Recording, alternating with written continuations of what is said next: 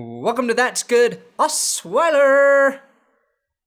Just kidding, it's That's Good Broncos. It'll never be called that. I'm Brandon Perna, and today we're taking a look at Brock Osweiler's first meaningful performance after he replaced an injured Peyton Manning against the Kansas City Chiefs. The strange thing is that during Brock's first series, I noticed he'd already had a hole in his undershirt. Brock, buddy, that was your second snap. I know that rip didn't happen in game action. If you want to be the starter and the leader of this team, you gotta look good. It's time to upgrade that wardrobe. You can afford a holeless undershirt. I'll send you one. Just give me your address.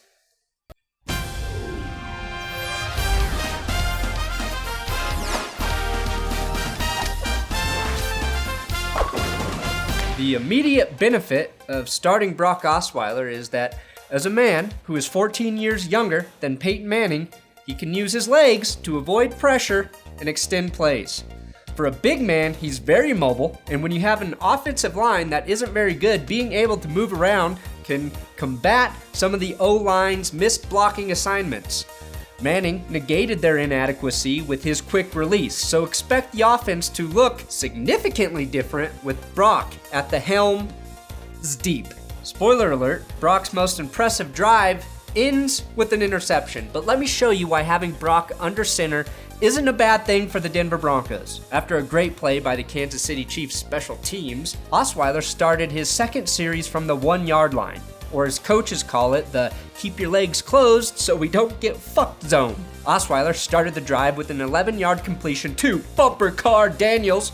It's also worth noting that Daniels wasn't Brock's first read on the play. He followed this with a textbook Kubiak bootleg for an easy short completion to Demaryius Thomas for another first down. The defensive pressure continued from Kansas City, and when your QB isn't almost 40 and has a healthy foot, he can Houdini his way out of a death trap and gain 6 yards for the offense. The Broncos were in a 4th and 4 situation and had to call a timeout.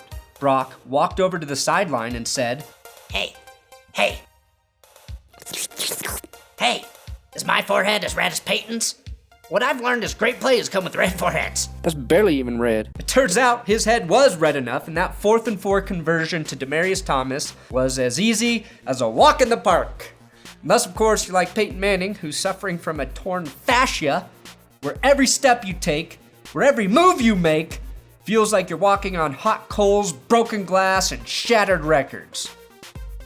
As previously stated, this drive ended on a 4th and 10 throw to the end zone from Osweiler to Demaryius Thomas that was picked off. Not a huge deal in that situation, but I'm getting tired of seeing Demaryius Thomas give up on plays. He makes no effort whatsoever to fight for this ball. DT, buddy, it's time for a reality check. You gotta start playing like you care about winning and attack that ball. That turnover was followed by that bazillion-yard touchdown catch and run by Charcandrick West, and of course the TJ Ward ejection, who lashed out against Kansas City for not being able to entice the world with his belly button. On the next drive, Brock Osweiler gave Vernon Davis his first catch as a Denver Bronco for an 8-yard gain.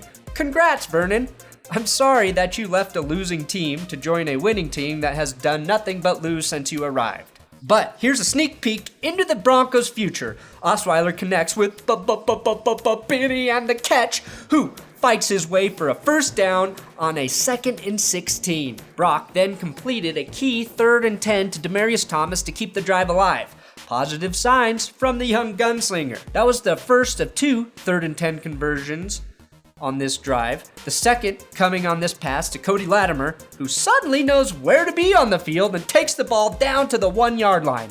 Ronnie Hillman capped the drive with a 1-yard touchdown run, but the 2-point conversion failed. Brock's final touchdown play was extremely impressive. He avoided the relentless KC pass rush, shaking, baking, and then tossing this touchdown to Andre Bubba Caldwell. And that was the final score in the game where the Broncos were served their second loss of the season, 29-13.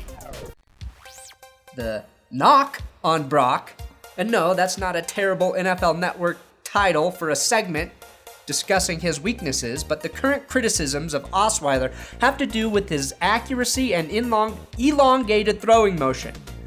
He has great arm strength and is mobile, but critics point out that he doesn't anticipate his throws quickly enough. And with an arm that's 6 feet long, his release is a bit slow, giving defenses time to react and make plays on his passes. To that, I say, I'm not worried about the throwing motion. I have 2 words for that: Phillip Rivers. And in terms of anticipation, he's never started a regular season game. That comes with game repetitions, and nobody should judge him on that yet. Just like we shouldn't settle on his nickname. Mile High Report published an article with 50 plus Brock Osweiler nicknames. And as much as I want to rock out with my Brock out, or watch a Brock work orange and Brockadile Dundee, I cannot sit here in the Brocky Mountains and call him anything other than the deputy until the sheriff officially retires. We'll settle on a nickname for Brock in 2016. The Broncos play the Chicago Bears this weekend, and the Bears just dismantle the St. Louis Rams defense that is nearly as talented as Denver's Orange Rush. Brock will be the starter, and the positive thing is, in his quarter and a half of play, he showed poise, elusiveness, and the ability to drive the length of the field. Plus, he'll have a full week of practice to prepare. Sure, the Chiefs' defense may have been playing soft with a big lead late in the game, but it appears Brock Osweiler has the tools to help this offense succeed for the time being, or for the future, because we don't fucking know at this point what the future looks like for this team this year. Thanks for watching another episode of That's Good Broncos. Make sure you subscribe here to my channel, That's Good Sports. Give me a follow on Twitter at Brandon Perna. Let me know in the comments how you think Brock will perform against the Bears.